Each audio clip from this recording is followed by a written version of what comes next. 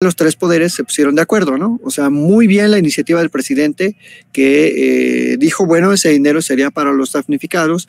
Y sí, yo creo que la presidenta de la Corte, la ministra Piña, ya viendo que el escenario estaba totalmente en su contra y provocando incluso una posible crisis constitucional, y a sabiendas de que ese dinero de los fideicomisos nada tiene que ver con el gasto corriente de la judicatura, y nada tiene que ver con la operatividad de la justicia, de los juzgados, nada tiene que ver con el sueldo de oficiales judiciales, de actuarios, de secretarios, de todos los jueces, de todos los tribunales de amparo, de todos los tribunales colegiados.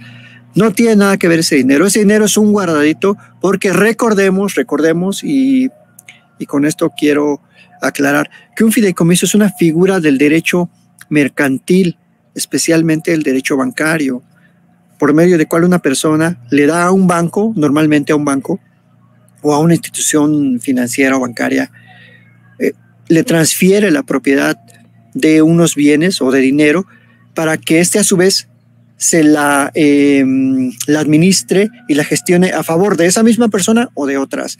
Es decir, esos fideicomisos no cumplían con el principio de claridad, de anualidad, de transparencia del presupuesto público, porque no se le puede dar el presupuesto público a un banco, mucho menos en el Poder Judicial, para que lo administre a favor de ciertas cosas. Punto número 2. Nunca hubo una certeza de esos fideicomisos. ¿Por qué no mostró la Corte los contratos, el contrato de fideicomiso? ¿Por qué no nos dijo, a ver, miren, aquí están estos contratos con esas instituciones bancarias y los derechos que se protegen de nuestros trabajadores? Porque se supone que esa era su cantaleta. Los derechos que se protegen de los trabajadores están aquí enlistados. Se trata de gastos que tienen que ver con esto y con aquello. Pues nunca lo supimos. Todo el mundo defendiendo los supuestos fideicomisos, y muy lamentablemente gente dentro del Poder Judicial que salió a protestar, que dejó de ir a trabajar, y que entre paréntesis, esto lo digo entre paréntesis, hasta el presidente les hizo un favor, porque 2 semanas no trabajaron, y me consta, andaban de compras en Macy's, andaban ahí en algunos clubs, que bueno, no voy a decir cuáles, porque hay que guardar cierta privacidad, pero te los encontrabas ahí bien contentos, y no, pues estamos protestando contra AMLO, es que AMLO es el diablo. Y sinceramente es gente que muy desinformada, que ni siquiera le importa la justicia ni los problemas del país. Se fueron de vacaciones prácticamente 2 semanas. Entonces, es muy lamentable que se haya manejado esa versión, que gente en los medios, que gente supuestamente que sabe del tema, del derecho, nunca haya cuestionado que estas figuras opacas del derecho mercantil se usen para el presupuesto público, porque se prestan muchísimo a la opacidad, dado que se sacan de las reglas de juego de los principios constitucionales para el uso de los recursos públicos.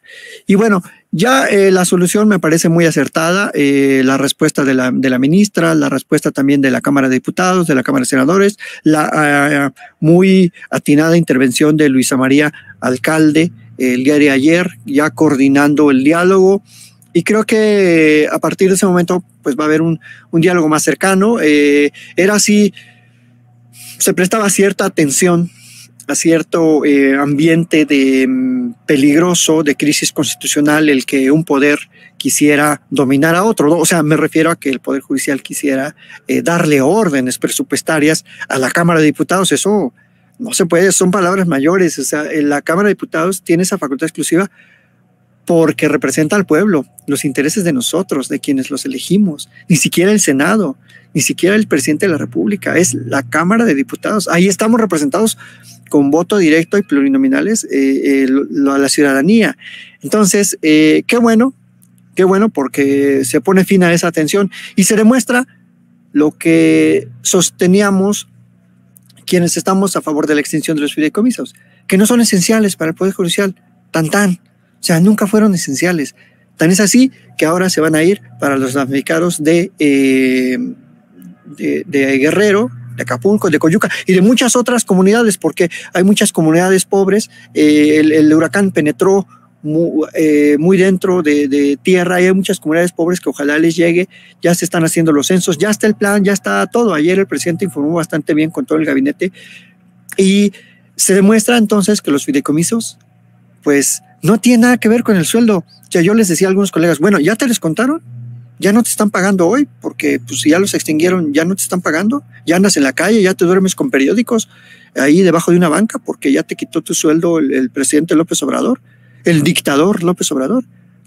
Ni siquiera, o sea, no, ni medio centavo partido a la mitad van a perder. O sea, no tiene nada que ver con la operatividad. Repito, qué lástima que un sector desconozca mucho en ambos bandos, desconocen mucho luego cómo funciona el Poder Judicial y desconocen que el presupuesto es anual. O sea, el Poder Judicial no puede tener ahí dinero eternamente guardado porque pues, se tiene que poner a trabajar diario, los juzgados abren, se gastan cosas, se gasta gasolina, se gasta papel, se gasta tinta, hay que darles mantenimiento a toda la maquinaria y creo que ya es una muy buena señal, yo considero que es una muy buena señal el que se haya llegado a un punto de acuerdo y que sí, ahora sí, los tres poderes vigilen que haya esos contrapesos para que se aplique adecuadamente ese dinero para los damnificados, porque sí, mucha gente está padeciendo terriblemente, perdió sus casas, perdió todo, todos sus enseres,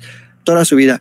Hay gente que ya se tuvo que ir de la zona, ya tuvo que ir con otros familiares a otros lugares y es muy lamentable que haya visiones en no solo el Poder Judicial, Toño, me iría más allá, en los órganos constitucionales autónomos, en el INAI, en el IFETEL, en todo en el INE, que haya una visión de que su presupuesto es muy exclusivo de ellos, que ellos tienen derecho a ganar esas cantidades millonarias que ganan y no se dan cuenta que hay gente que con un huracán lo pierde todo.